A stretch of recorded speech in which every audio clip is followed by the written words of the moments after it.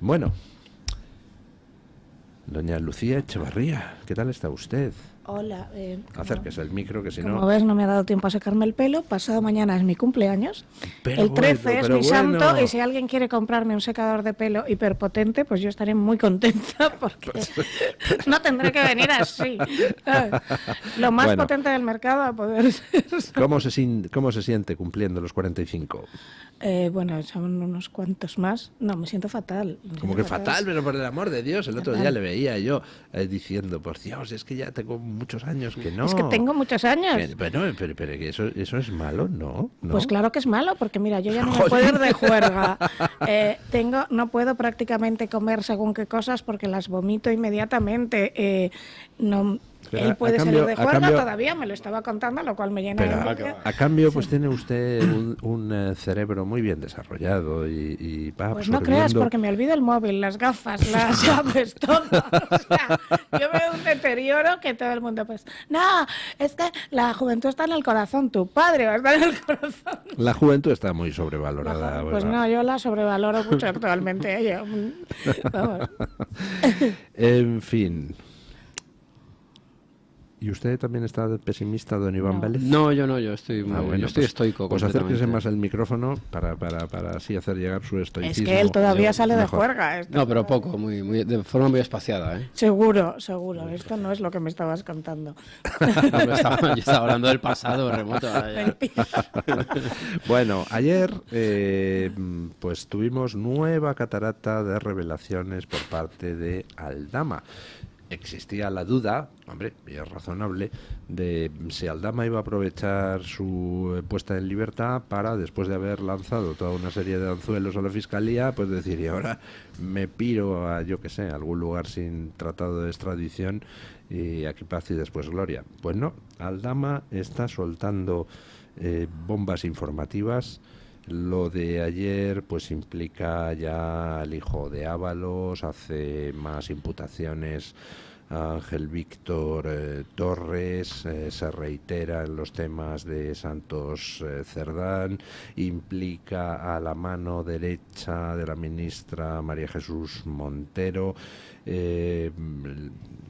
proporciona toda una serie de datos sobre más de un centenar de contratos de obra pública que habrían estado sometidos a un esquema de mordidas por parte de al menos 8 constructoras o 10 constructoras, y que mordidas que irían a Ábalos. Proporcionó un contrato sobre un piso de casi 2 millones de euros que le iba a regalar a Ábalos en la Castellana, contrato firmado con el hijo de Ábalos. Y bueno, pues aparte de dar toda una serie de detalles, pues Aldama hizo una propuesta que, comunicó que se ha ofrecido al juez Pedraz para desencriptar el móvil que le intervino la Guardia Civil, y dice, en ese móvil tienen ustedes los WhatsApps intercambiados con miembros del gobierno, conversaciones de audio grabadas, porque esta gente tiende a grabar todo lo que hace, tienen ustedes documentos, fotografías, etcétera, etcétera, etcétera, con lo cual, pues bueno, nueva andanada contra el gobierno. ¿Qué les pareció a ustedes el tema? Yo lo primero es que, y le dejo hablar a Iván, es que Movistar o alguna de estas tendría que hacer una campaña con ese móvil, porque ¿cuánta memoria tiene ese móvil? O sea, ¿quieres hacer caer un gobierno? Compra el nuevo iPhone con memoria de 300.000 gigas, ¿sabes? Pues no estaría mal. Es una opción. No, yo creo que a mí me parece que la clave está en el día que salió Aldama de la cárcel, ¿no? Que salió con esa rabia. Porque claro, él, por lo que vamos a ponerle todos los presuntos necesarios para este tipo de manifestaciones, él parece el gran conseguidor del PSOE, eso es lo que aparece, ¿no? Y claro, que se desentiendan de él le ha dado mucha rabia, ¿no? Incluso dijo, pues si quieren pruebas las van a tener. Claro, por otro lado, el juez tampoco le va a decir, oye, me creo que las tengas, sal. No me imagino que le habrá tenido que enseñar cositas, ¿no? Y van a ir apareciendo. ¿Las va a dosificar? Probablemente. Pero en ese móvil, como dice Lucía, tiene que haber, en esa gran memoria, tiene que haber de todo, porque es cierto que esta gente, por su propio modus vivendi, necesitan tener grabaciones, necesitan tener pruebas, porque no están jugando limpio. Entonces, yo creo que aquí el factor psicológico es importante, por cómo salió ese hombre y cuando se metió en el coche diciendo y os vais a enterar, Sánchez y demás, ¿no? Entonces saldrán cosas. ¿Hasta dónde saldrán? Lo iremos viendo. Por lo pronto es posible que ya hayan salido más cosas. Sí. Es que recordemos que lo que se ha presentado, lo que conocimos ayer es un escrito de 37 páginas presentado al Tribunal Supremo, y en ese escrito se hace referencia al ofrecimiento que ha hecho a Pedraz de desencriptar su propio móvil, que se le incautó por la Guardia Civil. Pero es que en el juzgado de Pedraz está la causa de los hidrocarburos, que está secreta. Entonces es posible que Aldama haya ya presentado más documentación en el juzgado de Pedraz, pero que no lo sepamos porque como está secreta no sea probable, más que posible, ¿no? porque yo creo que, insisto, que el juez no va a fiarse de la palabra así alegremente de un señor. Hay una cosa, ¿no? Ayer entrevistamos al portavoz de Aldama en este programa y dijo una cosa que yo creo que enlaza con lo que está usted comentando del factor psicológico, ¿no? Que es que Aldama se ve a sí mismo como la víctima del asunto. Es decir, dice, yo soy un empresario, yo hago negocios. Entonces, para hacer negocios, pues hay políticos que se dedican a pedirme mordidas. Y entonces, como quiero hacer negocios, pues no tengo otro remedio, porque este es el sistema que ellos han implantado, que pagar las mordidas. Y entonces, claro, si es verdad que tiene esa actitud, que tiene ese concepto de sí mismo, pues entonces, claro, sale de la cárcel con rabia diciendo, o sea, pretenden ahora poner el foco sobre mí, que soy el que no tengo más remedio que pagar las mordidas a toda esta panda de golfos. Pues os vais a enterar. Claro, ¿no? Es que si es verdad lo que está apareciendo, que es poquito, que es la punta del iceberg, claro, ya el hijo de un ministro. Es que, claro, estamos hablando ya de una trama enorme. O sea, la cantidad de nombres que han salido, sí. Insisto, si es verdad que hay pruebas, es que es todo un sistema, es que es todo una Claro red, que es todo un sistema. Bueno, yo creo que además le dejó el apartamentito a Torres, cerca de mi casa, por cierto, para sus asuntos, precisamente para grabarle, sino para qué. Entonces demuestra que los golfos apandadores estos no solo son golfos, sino que son tontos. O sea, a mí... Hay un tipo al que se creen impunes. O se creen impunes. Hay un tipo al que le estoy induciendo al delito, porque esto es inducción al delito, y al que le estoy chantajeando y me deja una casa para que tenga reuniones con unas amiguitas. Yo ya sé que es como cuando vas a Cuba. Bueno, o Marruecos. Ahí estamos dando por sentado que, que eran reuniones con unas amiguitas. Aldama no igual dice eran eso. amiguitos. Aldama lo que dice era encuentros diversas. De diversa naturaleza. Entonces, oiga, pues pueden ser reuniones de negocios, sí, claro. Pueden ser retiros de oración, retiros espirituales, de todo puede ser, claro. Partidas de póker, ¿no? Seguro. Puede ser, por supuesto. ¿Usted cree que era de contenido sexual? No necesariamente, pero vamos, diversa naturaleza, pues... Ya. ¿Le suena a eufemismo? No... las reuniones de negocios no las vas a tener en un pisito en Atocha, esto ya te digo yo. Desde luego, el pisito se pone en Atocha porque bajas directamente del AVE, discretamente, vas andando, no te tiene que llevar nadie, ese es el truco. ¿Qué está por mira, eso está bien visto. ¿Qué está por Antón Martín o por ahí? ¿Dónde está? ¿Por dónde está el piso? No puedo decir. Pero ¿sabe usted dónde está el piso? Sospecho vale. porque hay una serie de apartamentitos a eso dedicados. Entonces, son cucos. Son muy cucos. Blanco y en botella me suena que es eso, pero yo no lo sé. Pero el truco es que precisamente tú te bajas del AVE, vas andando y no hay ningún rastro, no hay un coche, no hay un chofer, ¿sabes? Ya. Bueno, pues diversa naturaleza. La gente piensa en todo. Ahí cabe todo. Claro, yo quería decir tres cosas, aparte de que el 7 de diciembre es mi cumpleaños y acepto cualquier tipo de regalo. Y el 13 mi santo. Una es... Hay tres, yo siempre intento verlo todo desde la psicología social, y aquí hay tres cosas: difusión de la responsabilidad, saciación del estímulo y indefensión aprendida. ¿Por qué dices que aquí todos se creen impunes? Porque cuando tú entras en un grupo, esto se llama delirio psicótico compartido, si va a lo peor, pero cómo se crean las sectas, cómo se crean los grupos tipo Manson, cómo se crean las mafias. Pues se crean, sí, los grupos tipo Manson se crean igual. Ha subido el listón, Lucía. No, porque en el fondo es una cuestión de grado, pero el sistema en el que funcionan es el mismo. Yo entro y hay una difusión de la responsabilidad. Si todos lo hacen, que es la misma que siente Aldama, si él me lo pide, es que se debe hacer. Por lo tanto, el ministro A dice, coño, el ministro B está forrándose, no me voy a forrar yo. Si le van y te ofrecen un pisito con unas amiguitas, dices, es que Ábalos también ha estado aquí, ¿entiendes? Cuando es un grupo muy cohesionado y con una especie de pensamiento único, esa responsabilidad se diluye, porque si todos lo hacen, eso es como cuando ibas por la calle y uno se quitaba la mascarilla y todos se lo quitaban. Hay un montón de experimentos en psicología social, por ejemplo, el de las rayitas estas de Solomon. Llegan unos y ponen unas rayitas, y hay una más corta, y preguntan, ¿cuál es la más corta? Y entonces, 10 personas que están pagadas por el investigador dicen esa. Entonces el último dice esa también, es la más larga. Pero van a un examen y entonces empieza a salir humo y los pagados por el investigador que están haciendo el examen no se levanta. El último tampoco se levanta porque los demás no lo están haciendo. Eso aplicado a una cosa grande funciona así. Y así funcionan las mafias, las sectas, los gobiernos corruptos. Ahora que y habla todo. usted de ese tipo de símiles, Sí. puestos a comparar lo de Sánchez y su trupe con alguien, La familia Manson. Yo no compararía con la familia Manson. Pues, aunque Tal no lo como está creas, evolucionando esto, yo compararía con con el reverendo Jones, que llevó a todos sus seguidores a la Ahí inmolación es colectiva. donde quería ir. Vamos a ver. Bueno. Punto 2, la asociación del estímulo. ¿Esto qué es?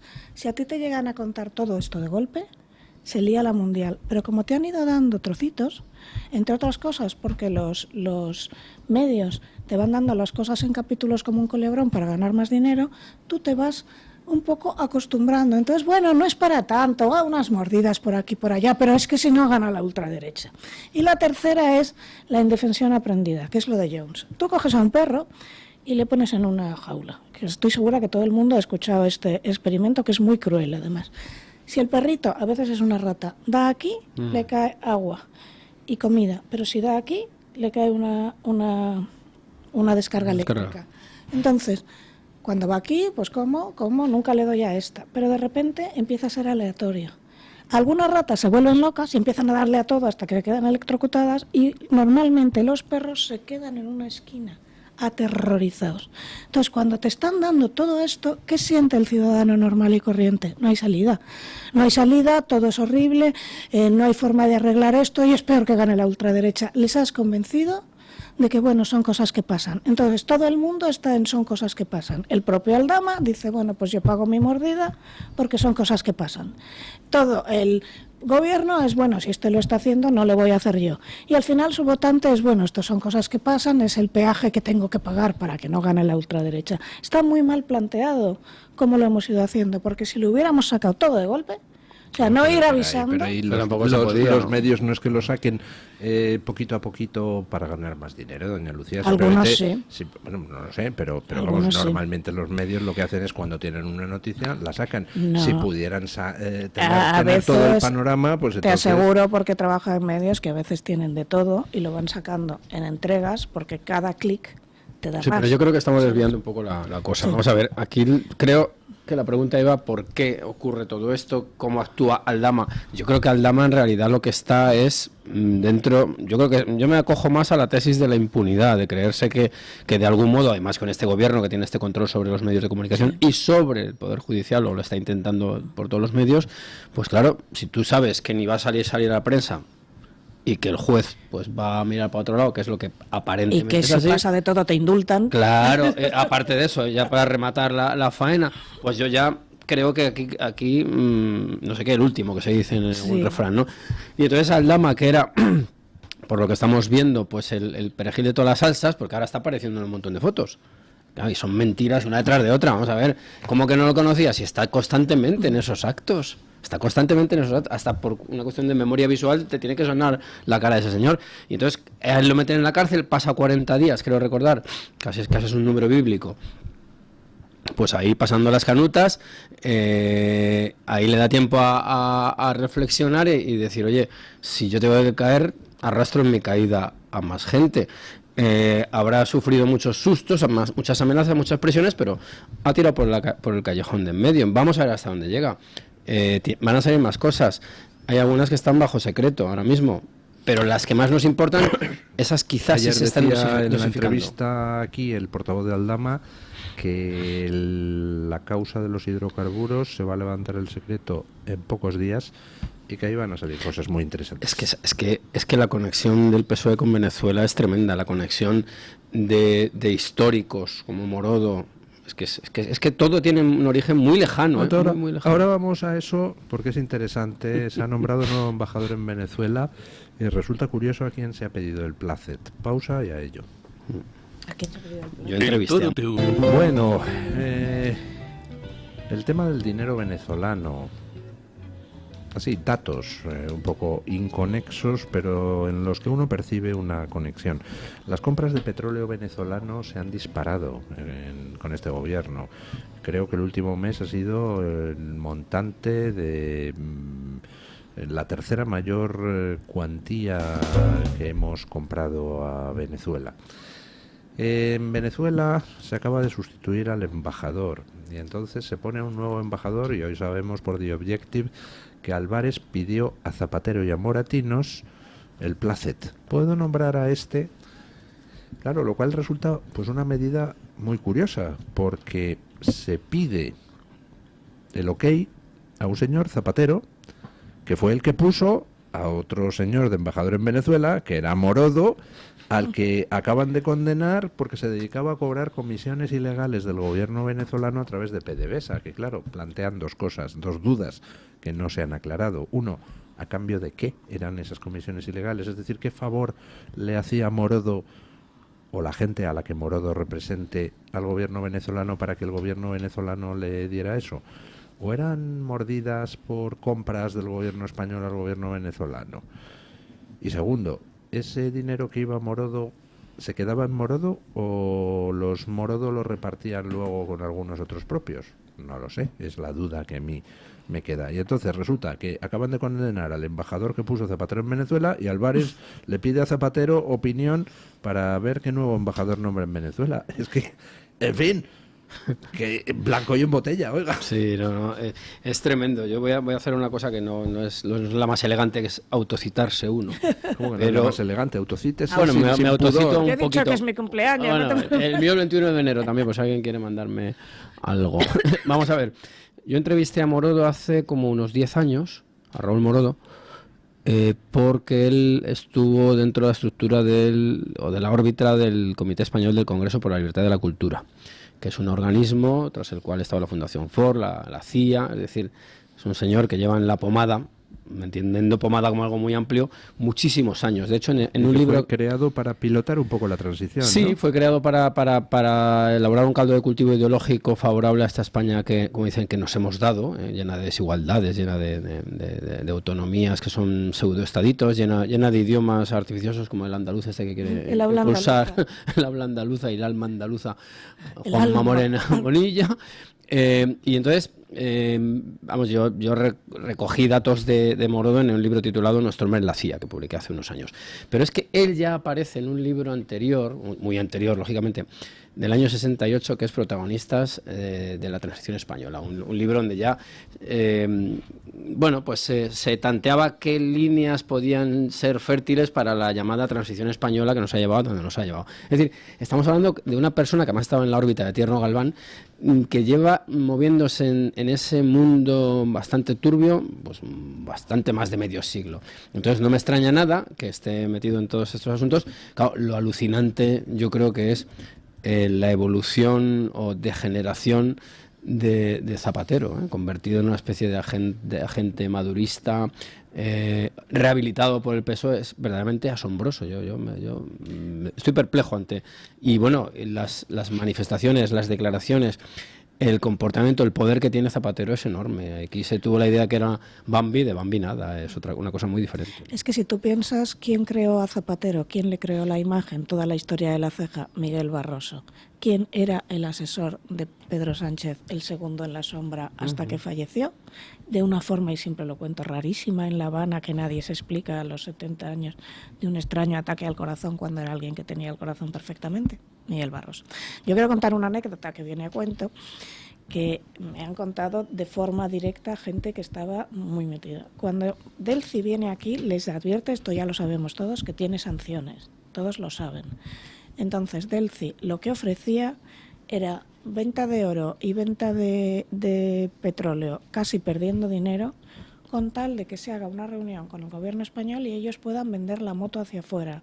Nos hemos reunido con un gobierno europeo, no somos tan malos, sobre todo hacia Estados Unidos y sobre todo porque el relato en Estados Unidos ya está cambiando. Y ahora que tienen, siempre se me olvida, siempre le quiero llamar Marco Tulio Cicerón, pero este señor que ha cogido Trump, que se llama Marcos Rubio. Marco Rubio. Sí, Marco Pues Rubio. yo siempre se me queda Marco Tulio. Bueno, le quieres dar un toque clásico, ¿no?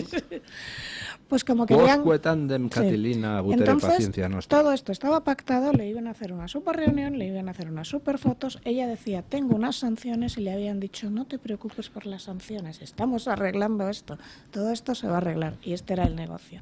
Para que haya tanta gente que lo sabe, por el primero. Y segundo, tanta gente convencida de que van a cambiar unas sanciones, es que allí todo el aparato viene del...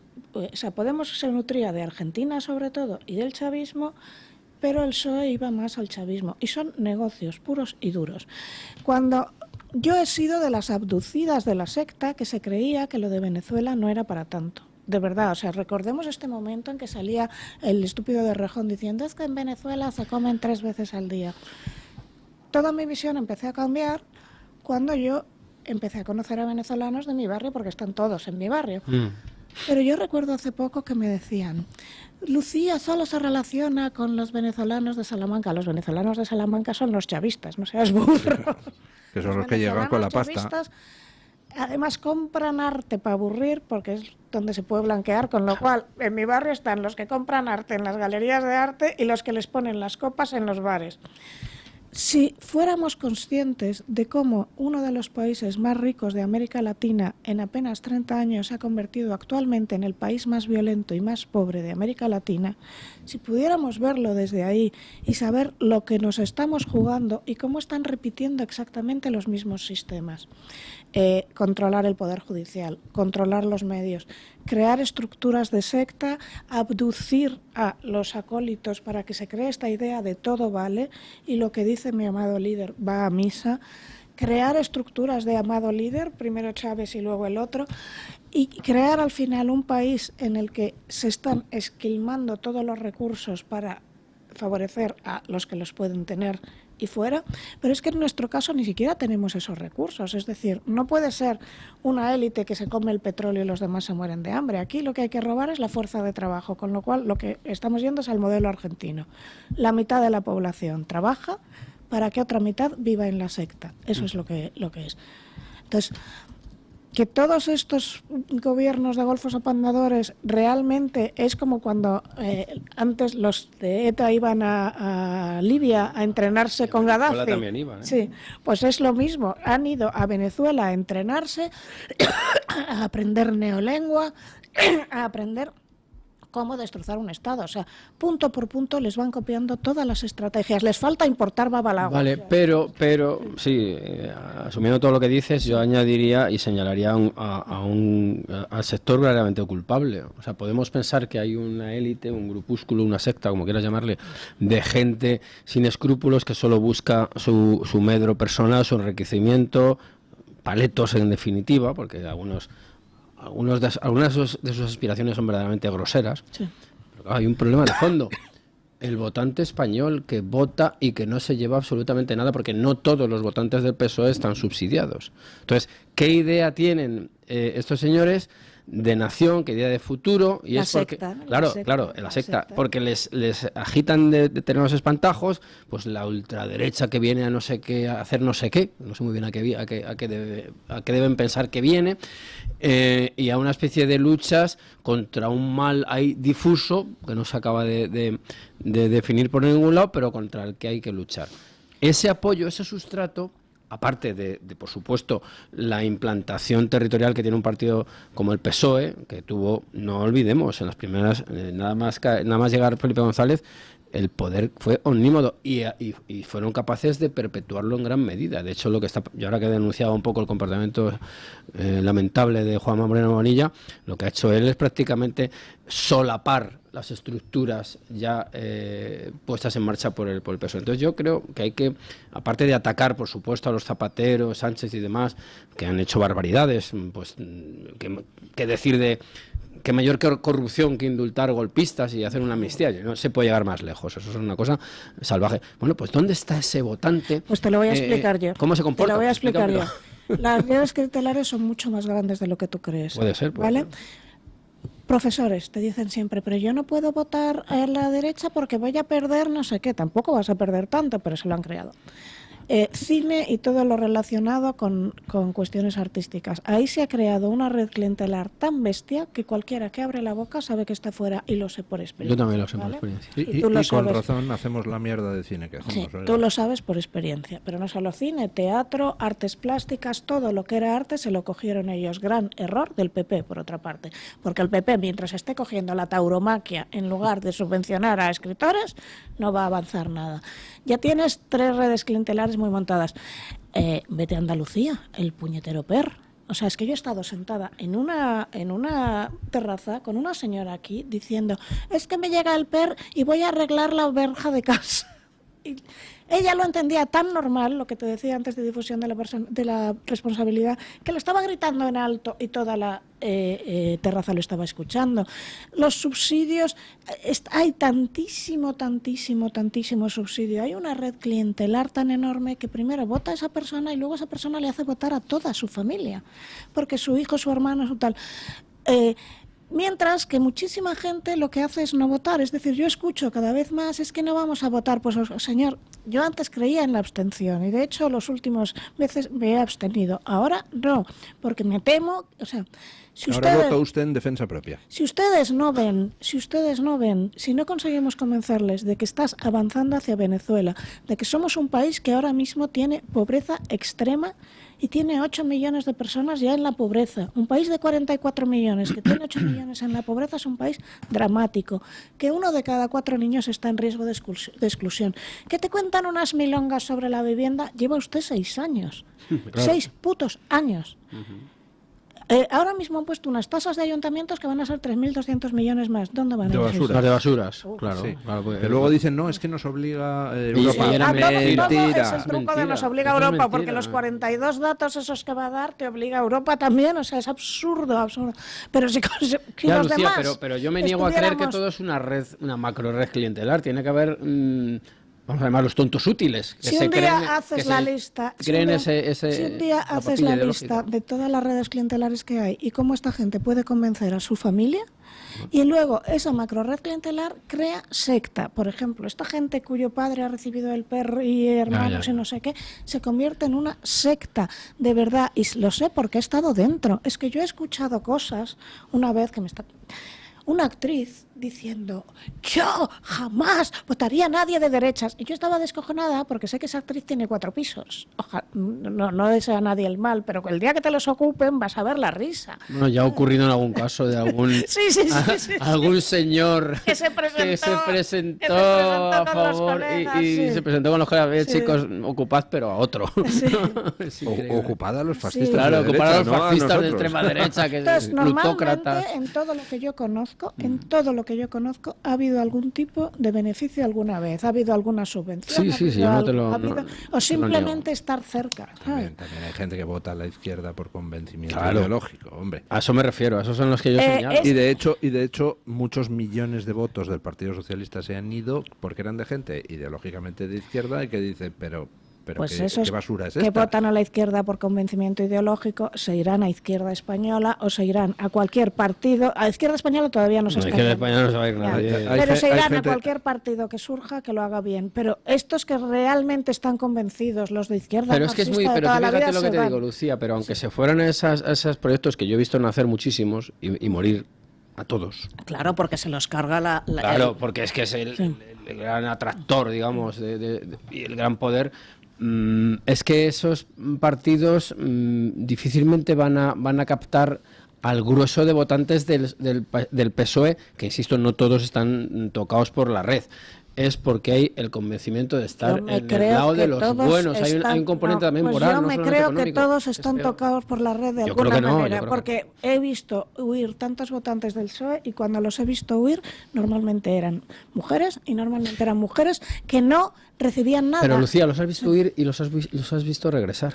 No es les he decir, visto tocan a rebato, regresar. hombre, que no, tocan a rebato 2 meses antes, que viene la extrema derecha, que viene Franco, por ejemplo. Mira, Franco puede resucitar. No voy a decir nombres, pero había una señora que de repente, eso era antes, y de repente anunció, bueno, es que voy a votarles porque si no viene la extrema derecha. Yo flipado. Casualmente su marido trabaja para ellos, ¿sabes? Entonces yo todo lo que he visto, los que han vuelto, de alguna manera u otra, se benefician, de alguna manera u otra, indirecta, se benefician del tema. O estaban, pues otro que hace poco me dijo a mí, no, lo mismo, que yo no entendía, incluso lo puse aquí de ejemplo, luego descubrí que estaba en unos arreglos con un ayuntamiento que era del PSOE. ¿Sabes? Entonces, al final, el currito normal que está ganando 1.200 euros, que no puede pagar el alquiler y la casa, que ahora mismo, o sea, yo bajo a comprar todos los días, y yo soy vegetariana en realidad, y se supone que yo me salgo más barata.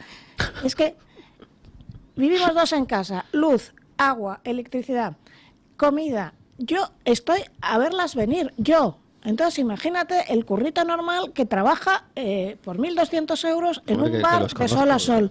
Pues estos ya están...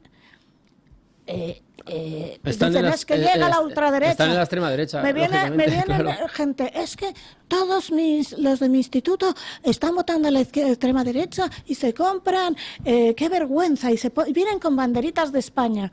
¿Usted se ha parado a pensar por qué? ¿Usted se ha parado a pensar que a mi hija le espera... Mi hija que habla varios idiomas, que está súper formada, que ¿le espera el paro o le espera huir e irse a la tierra de su padre? Usted se para a pensar por qué sucede esto, pero no, que de verdad... A tu hija le espera, como algunos hijos que yo conozco, propios, pues que piensen ya en que tienen que irse a un piso compartido. Sí, claro. O sea, el futuro ya pasa por el compartir piso. Entonces, y no por una aventura juvenil, sino porque no hay posibilidades económicas. Que la red clientelar es mucho más alta de la que tú crees, porque tú piensas en alguien que recibe dinero todo el mes, pero igual es alguien que de vez en cuando recibe algo, o es alguien que está metido en la secta, por ejemplo. Alguien que está dentro del cine, que esto lo conozco muy bien, está realmente muy abducido. No ha visto nunca otra cosa, porque ese es el efecto burbuja también. Yo siempre puedo contar esto porque estuve en un grupo de oración sectario de pequeña. Y siempre pongo el mismo ejemplo. Me contó mi hermana que una amiga suya se iba a casar con un negro. Yo no había visto un negro real en la vida. ¿En qué burbujas has estado? Es sorprendente. Por eso te digo que soy más mayor que tú. Entonces estaba en una burbuja muy burbuja. Y yo, como lo único que veía era el Domun, vamos a dar a los negritos del Domun, pensé, debe ser muy pobre. Y era un heredero del Congo, no te quiero ni contar. Yo no había visto nada más. Cuando no ves nada más, estás muy, muy, muy manipulado. Pues cuando gente se mueve en círculos endogámicos muy pequeños, con un sistema de secta, de verdad que no ven otra cosa.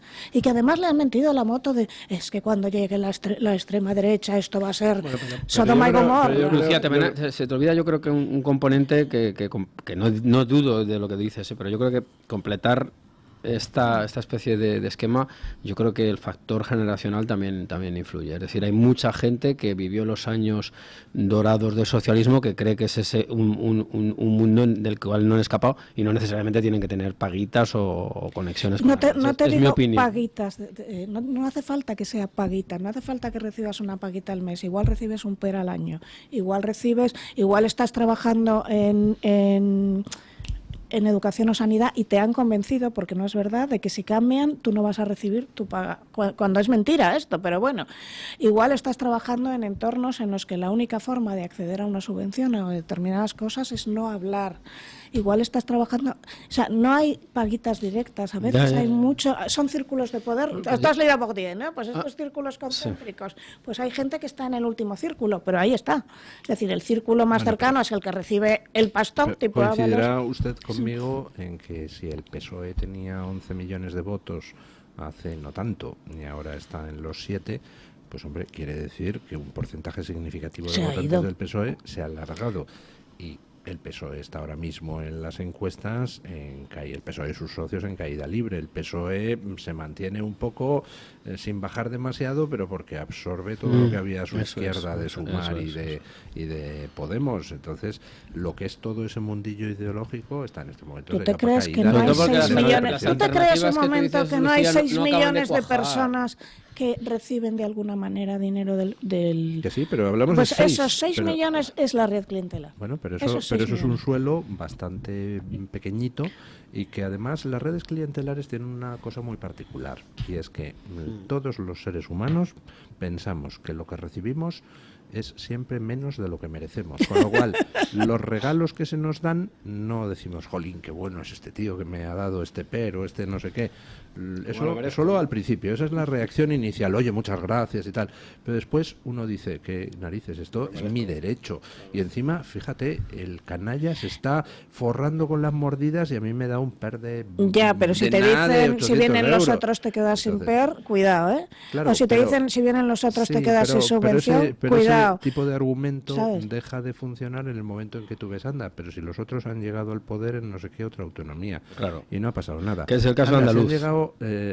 Exacto. Entonces, al final, pues quien recibió una serie de prebendas de esas redes clientelares, pues cambia el gobierno y pasa a ser el más entusiasta del nuevo gobierno. O sea, no la gente, el agradecimiento de la gente precisamente por eso limitado. Está diciendo este señor lo del habla andaluza, que por cierto, señor Moreno Bonilla, la RAE, Real Academia Española, dice que el andaluz es una variante dialectal, de nada.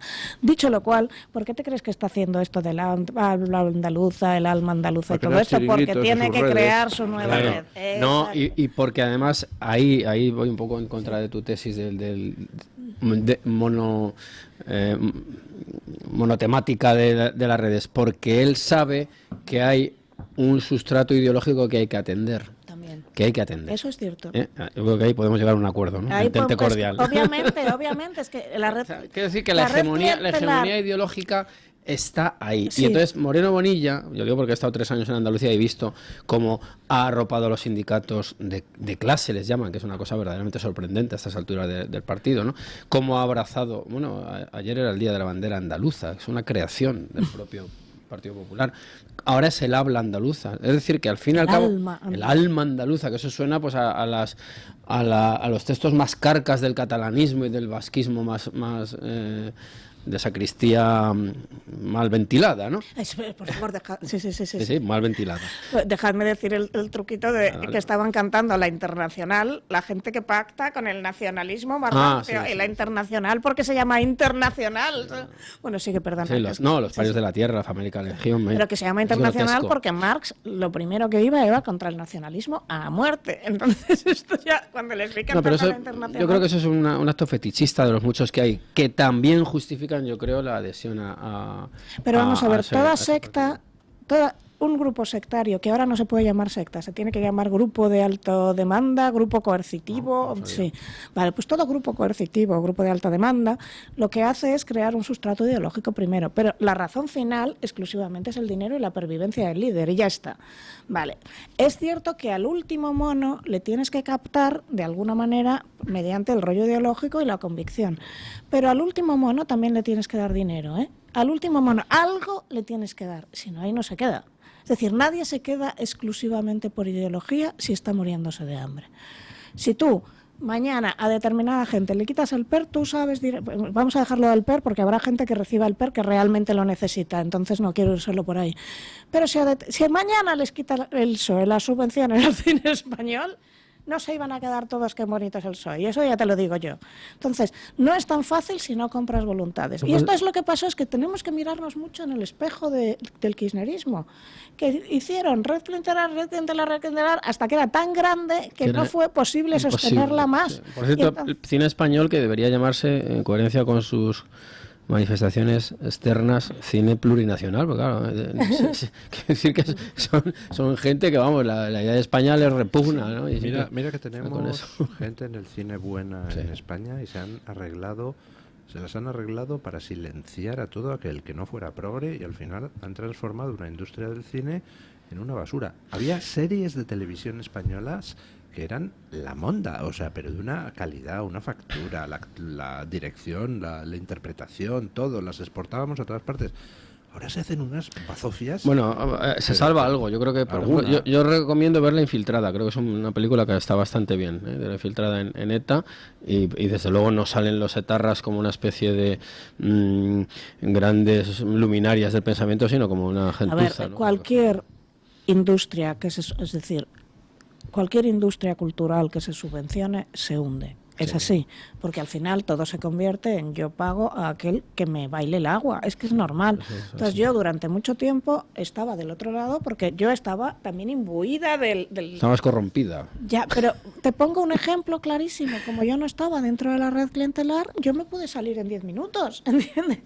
Cuando tú no estás dentro de la red y no recibes dinero, no lo ves igual que los otros. Por supuesto que hay un adoctrinamiento brutal. Ahora mismo el adoctrinamiento en los colegios es uno de los mayores peligros que yo veo, porque el nivel de la escuela está bajando hasta niveles abisales, es decir, vamos siempre a datos, el país que tiene el peor resultado en el informe PISA, pero el peor, porque antes mirábamos por encima del hombro a Polonia, a Grecia, a Portugal, esa gente a las que nos íbamos de vacaciones porque eran unos ineptos y unos incultos, pues están muy por encima de nosotros.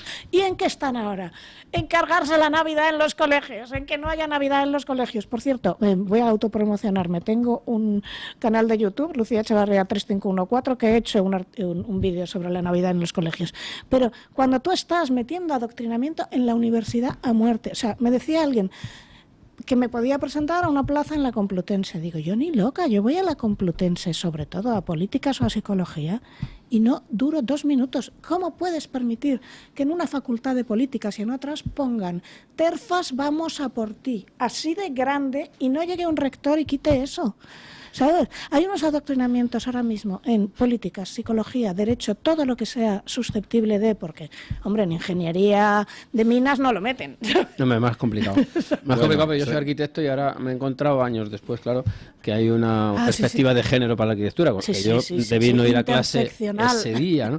Por otro lado, para completar un poco el retrato apocalíptico que tú haces, que es además que es realista, yo estuve antes de ayer en Barcelona presentando las actas de un acto que hicimos sobre el tema lingüístico en los así llamados países catalanes, ¿no? Bueno, allí el problema el problema PISA es superior por lo que conlleva la inmersión lingüística obligatoria y los desajustes de comprensión lectora tremendos, el absentismo escolar, es decir, estamos ante un futuro muy apocalíptico, la verdad que nos estamos poniendo muy apocalíptico esta mañana, pero es que es realista el cuadro que estamos trazando. Es que a ver lo que pasa en Cataluña. Vamos a ver lo que pasa, porque vamos a pausa publicitaria y además ya se incorpora nuestro invitado de hoy a la mesa de tertulia. 31 minutos, 8:31 en las Islas Canarias, y es el momento de retomar nuestra tertulia, pero ya con el invitado de hoy, don Carlos Hernández Quero. Es diputado de Vox y además especializado en los temas de vivienda. Y ya saben ustedes que Pedro Sánchez, que creo que ha dejado sin construir algo así como 800.000 viviendas en los últimos 6 años, ha vuelto a prometer que va a hacer muchas viviendas, o que va a promocionar muchas viviendas. Y bueno, pues queríamos hablar con don Carlos Quero de cómo está la situación de la vivienda en Madrid, qué opina en España, qué opina de estas nuevas promesas de Sánchez, qué opina de las anteriores y qué se puede hacer. ¿Hay un problema de vivienda? ¿No hay un problema de vivienda? ¿Cuáles son las soluciones que se podrían dar a ese problema de vivienda? Empiece por donde usted quiera, si quiere. Pues empiezo agradeciendo la invitación a venir al programa, es un gusto estar aquí y empiezo con el anuncio reciente de Pedro Sánchez, el enésimo anuncio relativo a una promesa, esta vez es una empresa pública de vivienda. Antes hemos tenido, pues efectivamente, alrededor de las 800.000 viviendas, ¿no? Porque prometió 184.000 en campaña. Su antecesor Zapatero prometió 600.000 de alquiler social en las elecciones de 2008, así que bueno, pues sumando, digamos que nos deben 784.000 viviendas públicas. Es cierto que hay quien puede deducir que la competencia de vivienda recae en los ayuntamientos y las autonomías, pero es que precisamente los ayuntamientos y las autonomías ha gobernado, al menos en media España, durante, no sé, 2/3 o 3/4 partes del tiempo, también el Partido Socialista. Por tanto, tampoco puede eludir la responsabilidad desde el punto de vista del laberinto competencial. Y lo cierto es que en España se sufre una auténtica emergencia habitacional y hemos pasado de ser un país de familias propietarias, en las que el 85, casi el 90% de los españoles vivían en una casa de la cual eran dueños, a un país en el que las tasas de propietarios están bajando de forma dramática y lo que se está extendiendo es ya no solamente la figura del alquiler, una figura que nunca termina de pagarse, que nunca termina de ser tuya, sino otras figuras degradantes, incompatibles con cualquier proyecto de vida, con tener hijos, con la privacidad, con la intimidad, como son los pisos compartidos, por mucho que ahora los llamen... En la prensa programa lo llaman co-living. Claro, pero aunque la precariedad se vista de seda, precariedad se queda, y entonces podemos darle nombres muy bonitos, muy lustrosos, pero tiene muy poco de lustroso tener que compartir piso con desconocidos, con todo lo que ello conlleva, que es compartir el baño, compartir los turnos, compartir la cocina, compartir el salón, no tener ningún espacio para estar con tu pareja, para tener tu intimidad. Y la figura ha existido siempre.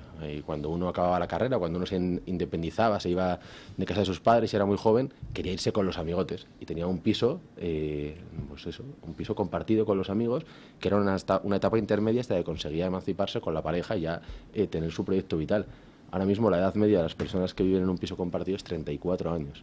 Para que la edad media sea 34 años, contando que hay muchos de 20 que viven en un piso compartido, ¿cuánta gente por encima de 40 ha visto bloqueado su proyecto vital? ¿Cuánta gente?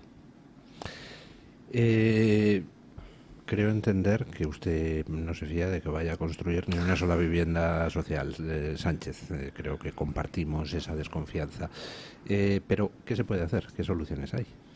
Bueno, efectivamente no me lo creo y es triste, pero si hablamos exclusivamente de vivienda social, podemos ver que la dinámica actual no es aquello a lo que hemos estado acostumbrados en este país.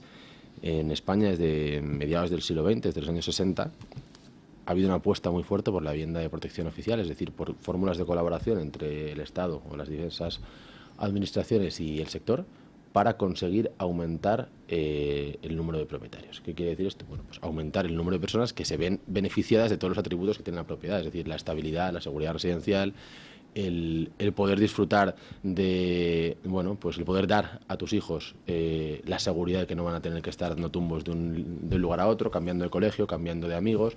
Ahora que se habla tanto de salud mental, pues a lo mejor uno de los pilares de la salud mental es la salud material también, y saber que tienes un techo y 4 paredes aseguradas, y que con eso puedes lanzarte a aventuras empresariales, aventuras laborales, pero que tienes cubierto lo básico. Y esta fórmula, desde mediados del siglo XX hasta los años 2000, permitió a unos 27, 28 millones de personas, se construyeron 6,5 viviendas que acabaron en manos propietarias de gente que si no lo habría tenido, pues a unos 27, 28 millones de personas ser dueñas de su casa y por tanto ser dueñas también de su destino, y estar de alguna forma, pues ser impermeables tanto a los vaivenes de la economía como a las arbitrariedades de poderes que quieren meter las manos donde nadie les llama, y tener su casa en propiedad, y esto ha desaparecido.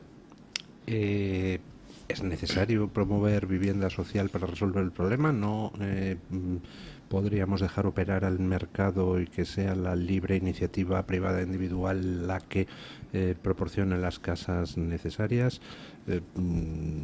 A ver. Hay muchas fórmulas.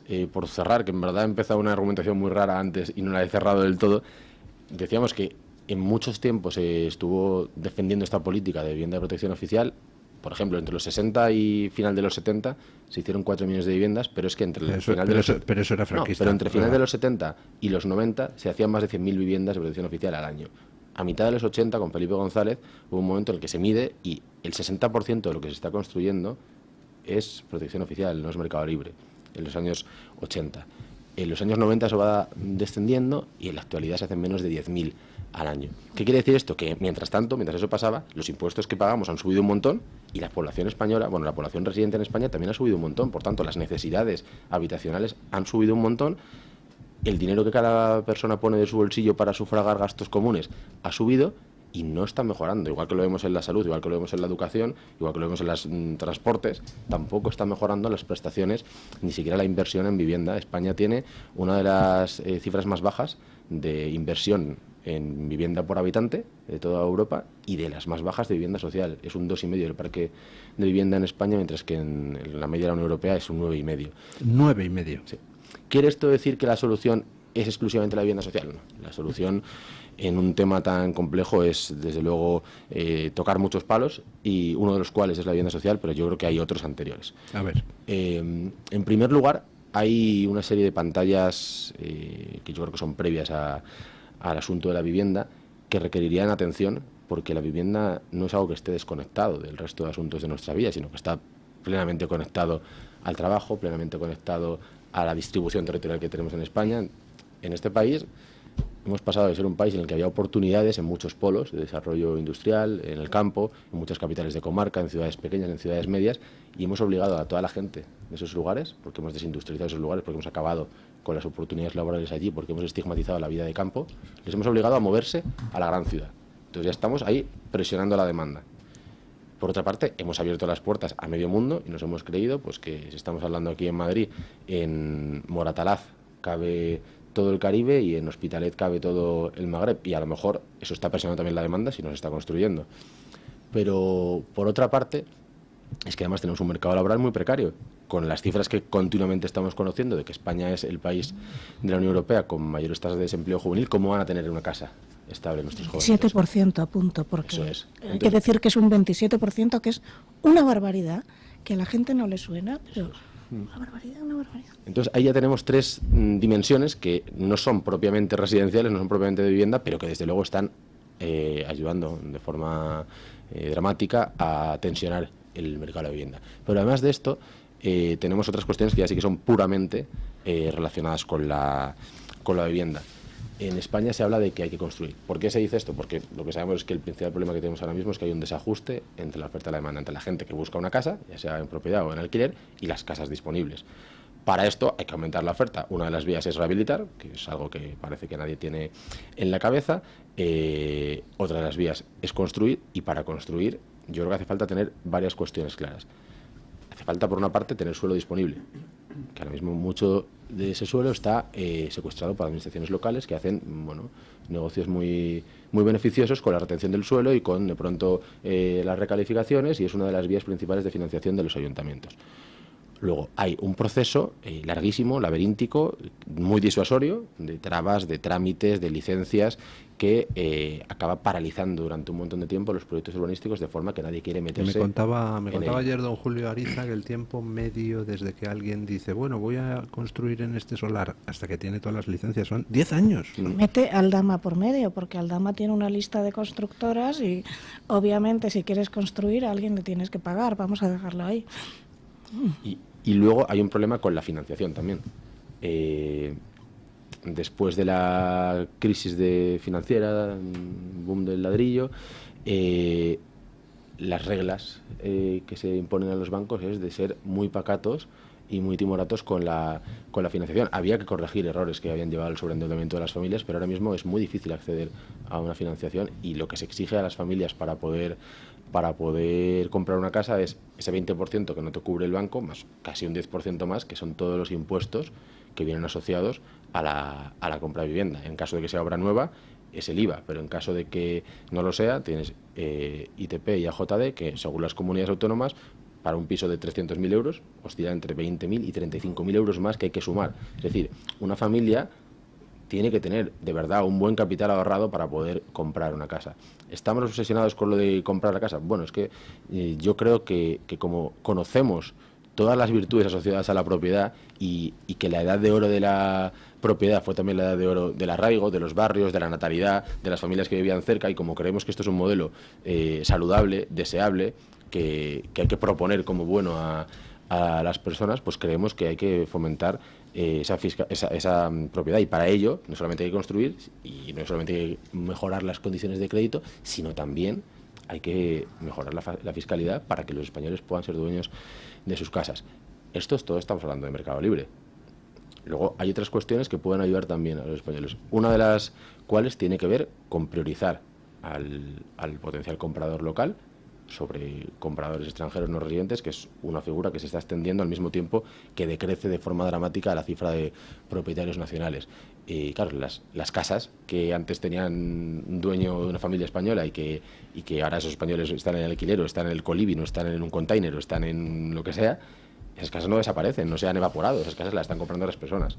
Tenemos datos del informe del Banco de España de hace mes y medio que dice que, por ejemplo, en Málaga, que es la provincia por la cual yo soy diputado, el 28% de las operaciones de compraventa del año pasado las hicieron extranjeros no residentes, en Alicante un 35%. Entonces, no solamente vemos que no pueden comprar lo nuestro, sino que están comprando otros. Entonces hay que priorizar también al nacional, y si con todo esto aún no basta. Por supuesto hay que hacer una apuesta por vivienda de protección oficial y por vivienda social para poder cubrir y poder llegar a todas aquellas personas que con el funcionamiento del mercado no se ha llegado. Y esto, estamos hablando solamente de propiedad. Luego, si hablamos de alquiler, hay que devolver seguridad jurídica. Aquí hemos tenido una serie de leyes, la última de las cuales es la ley de vivienda, pero hemos tenido otras anteriores que han venido de alguna forma legitimando los impagos, hablando de control de precios, y han acabado ahuyentando al pequeño casero, que es el casero mayoritario en España. Entre el 90 y el 95% de los caseros en España son pequeños caseros que buscan la rentabilidad que ellos necesitan para complementar, eso es, para complementar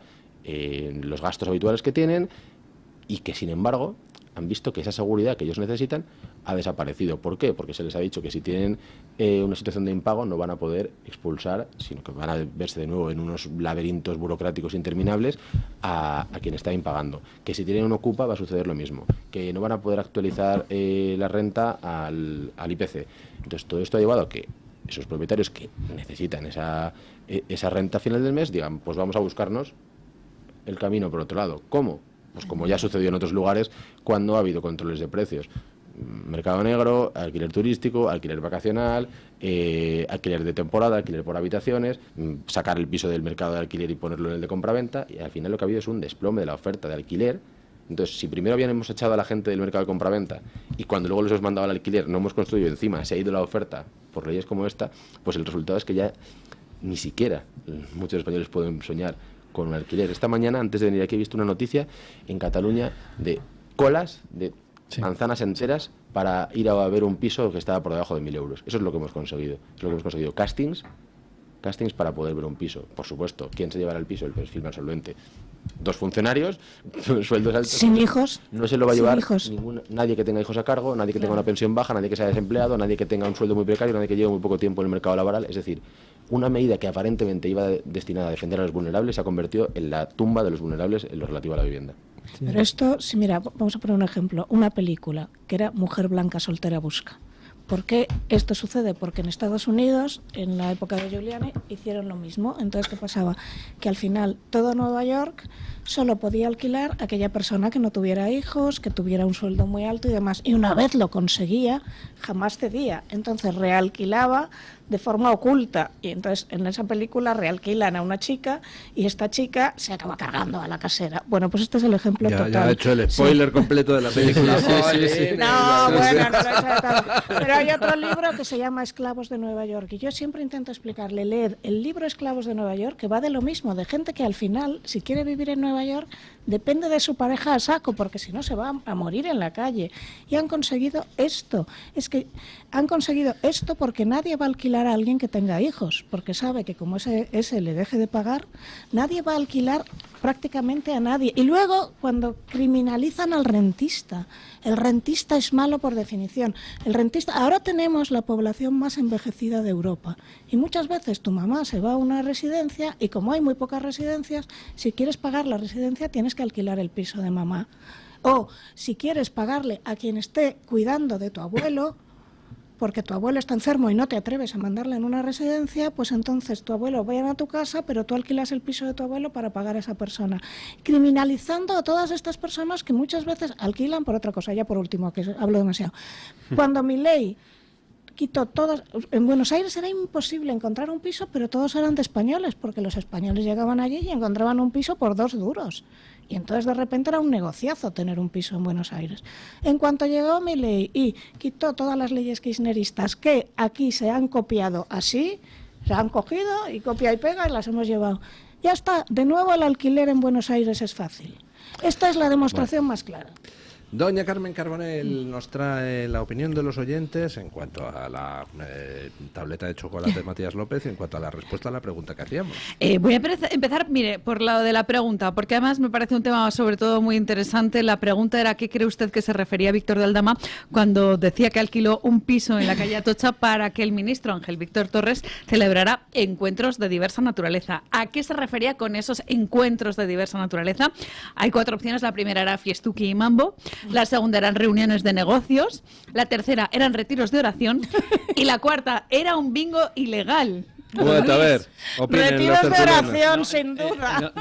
No son actividades excluyentes.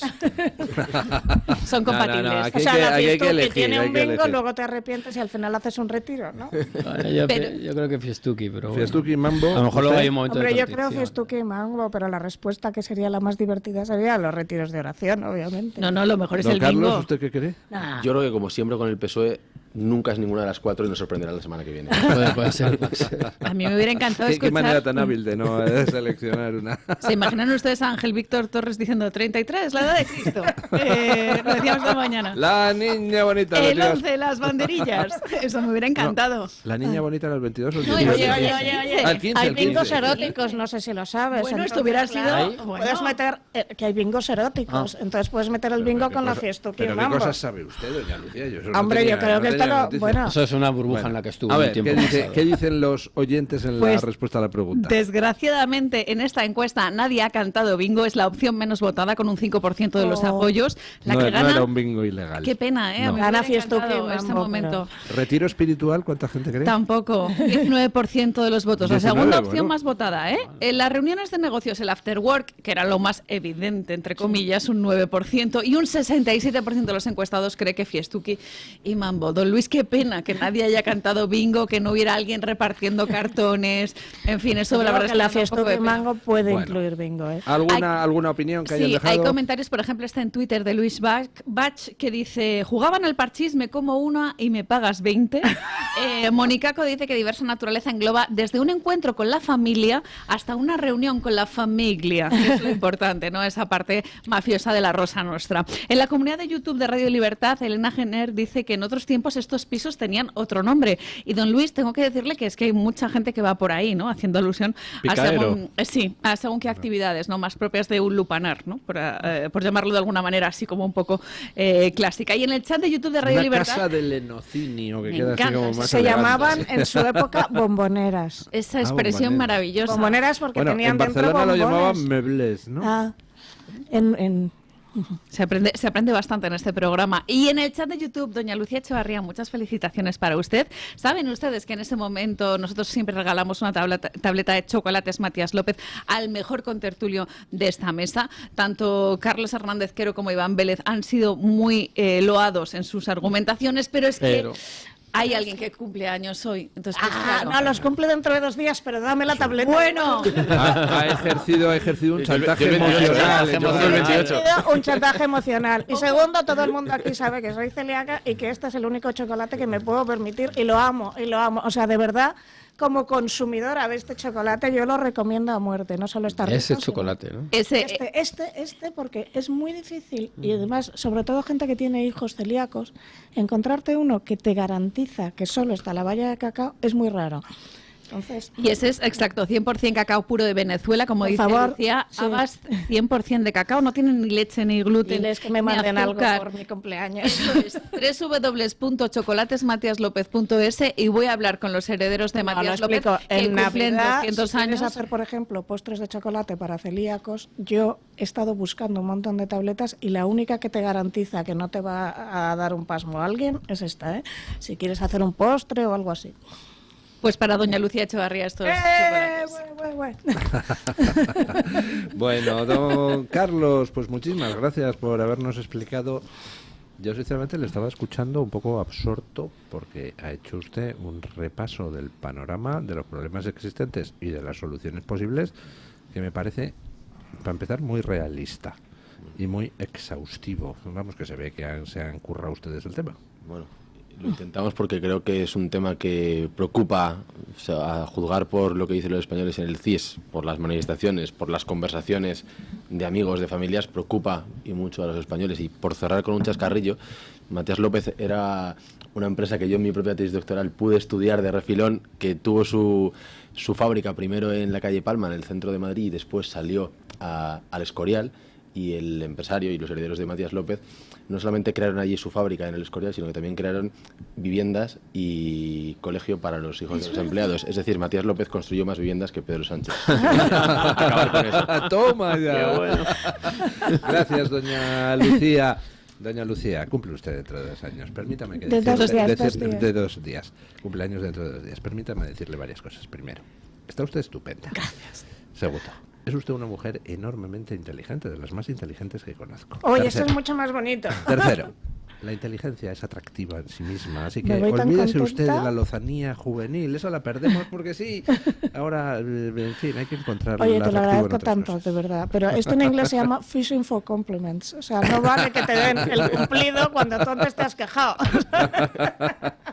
Y don Iván Vélez, usted no se vaya porque nos tiene que hablar de un acto que va a haber la semana que viene, presentación de su libro aquí en esta ¿En casa. dónde, por cierto? Aquí. Aquí, en Oye, esta pues, casa. luego me mandas un mensaje. Bueno, gracias doña Carmen Carbonell por traernos la opinión de los oyentes y gracias los oyentes por participar. Terminamos la tertulia, como siempre, pues con don Paco Linares y recordamos a doña Lucía, aunque vaya a cumplir años, que hasta que no demos paso a Paco Linares no se puede levantar de la silla porque interrumpe el tiro de cámara. No, ya quédese donde está, ya quédese donde está.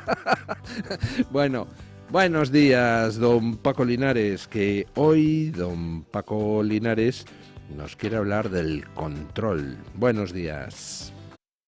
Buenos días, don Luis del Pino, y gracias.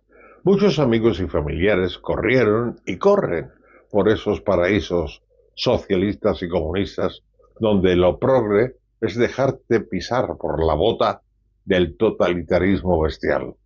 Muchos amigos y familiares que visitaron esos países volvieron desencantados por la falta de intimidad, de libertad y de prosperidad que tenían.